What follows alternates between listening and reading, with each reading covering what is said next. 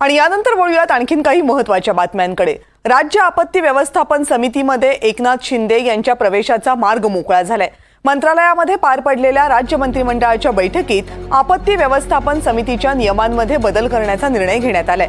आपत्ती व्यवस्थापन प्राधिकरण नियम 2019 मध्ये दुरुस्ती करण्यात आली आहे आणि आता आपत्ती व्यवस्थापन प्राधिकरण समितीचे अध्यक्ष हे मुख्यमंत्री असतील, तर उपाध्यक्ष म्हणून दोनही उपमुख्यमंत्र्यांची निवड होईल।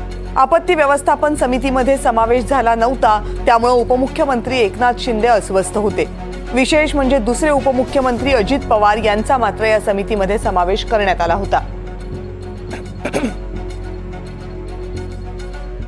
आपत्ती व्यवस्थापनामध्ये त्यामध्ये जे आहेत ती संख्या 10 पर्यंत मर्यादित आहे आणि त्यामध्ये मग आता मुख्यमंत्री आणि 2 उपमुख्यमंत्री याचा समावेश त्यामध्ये करण्यात आला आहे। पूर्वी एकच मुख्यमंत्री होते, आता आपल्याकडे 2 उपमुख्यमंत्री आहेत आणि म्हणून माननीय शिंदेसाहेब आणि माननीय दादा यांचा समावेश त्यामध्ये करण्यात आलेला आहे।